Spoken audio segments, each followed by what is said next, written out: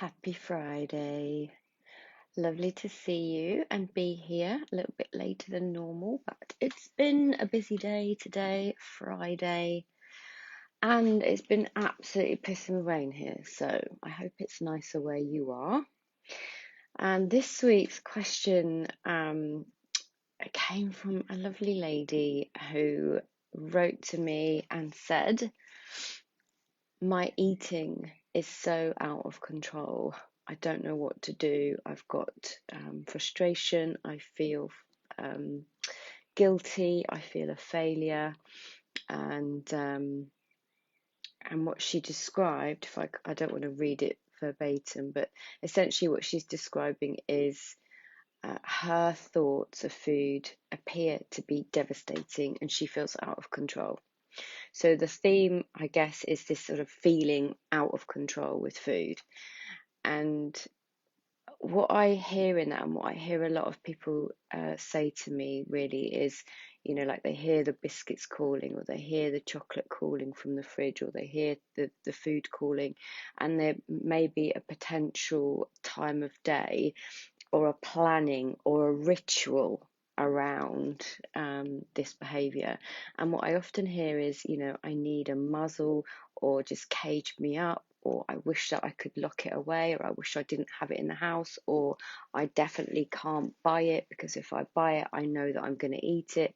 Essentially saying that, you don't have any control, and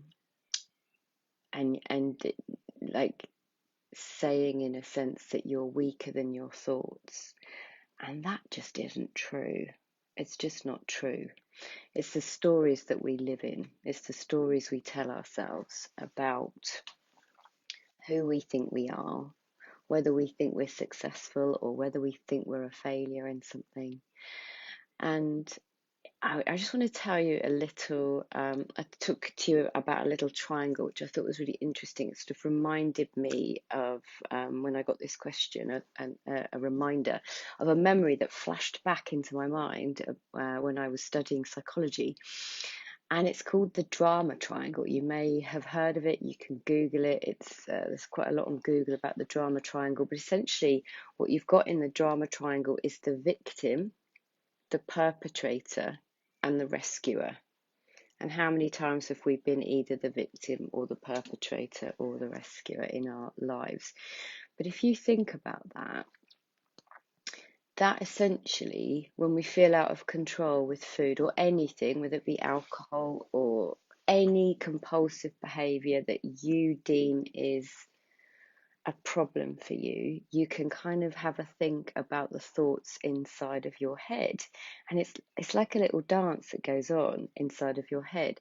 So you might feel like, in some senses, in this sense of I'm out of control, like the victim. So you can think, oh my God, I ate too much. I don't know what's wrong with me. I wish I could lock me up. I wish I could zip my mouth up. That I'm broken. And you could have this whole story about innocently around being powerless. So there's a sort of victim story about being powerless. And then what you might also have is the perpetrator, which is, you're so stupid. Why can't you do this? You know what you should be doing.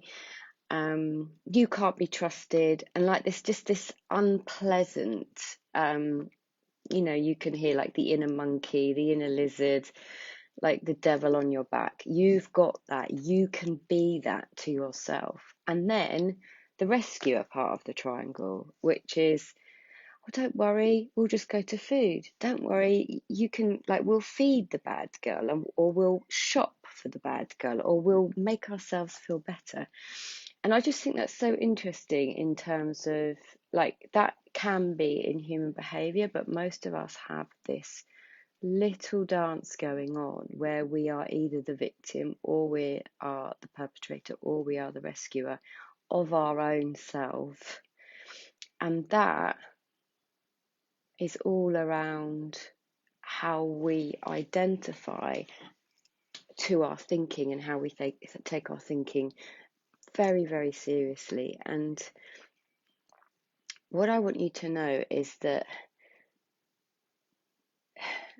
aside from the fact that this is all habitual, like we can think many thousands of thoughts during the day, and we can have many thoughts which are stale and they are repetitive and they tell us stories about who we are, which usually of the flavour of I'm a bunch of crap, I'm worthless, I'm broken, I'm no good at anything, and that person over there, in fact, everyone else in the whole world is way better than me, looks better than me, performs better than me, speaks better than me, the whole damn thing.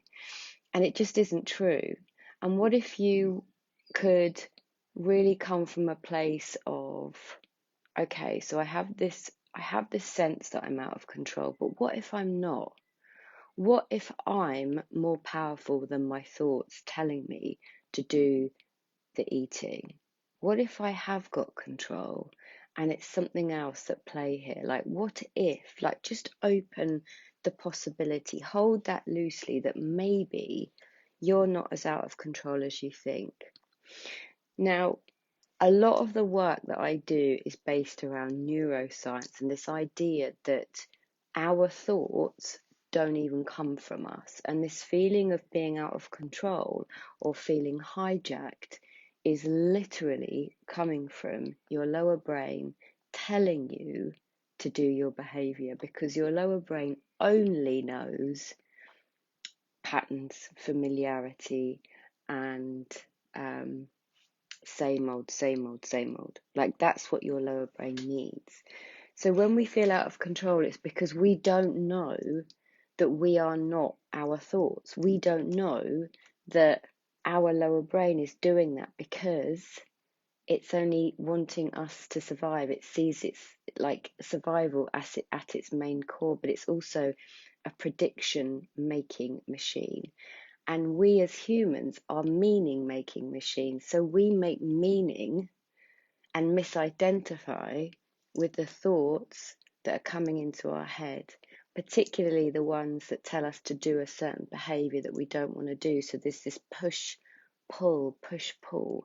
And the push, pull is often, your lower brain, which you can call the devil on your back, versus your higher reasoning or your intuition, or the part of you that knows that actually you have got more control and you can be trusted and you don't need a muzzle on to stop you, because actually there's nothing wrong with you and you're not broken. When we buy into the story that there's something wrong with us and that we are broken, it kind of makes sense that we believe those thoughts that tell us to eat, or tell us that we're out of control, or tell us that there's something very wrong. But like, who would you be without believing? It's just telling me I'm live. Who would you be without that thought? I'm out of control. Like, what if you could tell yourself a different story, which is the truth, which is you are absolutely in control and you have a brain that wants you to believe something different, or a story. Like, if we have a fundamental belief that we're not good enough and that we're broken, we will find evidence for that everywhere. It's called a forward feedback loop. We will literally find evidence for that everywhere. And your brain, your little machine-like brain, wants to tell you a story about that. And we get like hooked up into it, this story that feels so real. And then we feel this pain and this hurt and this burden and this lostness and this heaviness around who we are, what we think we look like, and food. So this out of control, this label that we've given ourselves, is just something that we've innocently created because we haven't understood that the lower brain's a little bit pesky, tells us stuff that we shouldn't be listening to, but that you are not your thoughts. So I hope that helps. I think it's a great question, and I think a lot of people really genuinely feel and will resonate with, I feel out of control of my eating, because how many of you go to look for diets or think you need some sort of restriction because you can't be trusted. And let's really just even look at that. Like, you can't be trusted because your thoughts are telling you that you can't be trusted. That's just not true. It's just not true. And don't believe those little pesky thoughts, because there's nothing wrong with you, and you don't need a diet, you don't need a plan. You have intuition, you have grace, you have courage. And then once you see the potential and possibility of you, you can start to see your innocence, you can start to have less judgment on yourself, and the possibility of who you actually are. I hope that helped. I'd love to hear from you. I'll send you the video, the lady who asked me the question, and I hope you have a lovely weekend, and I'll see you next week. Bye.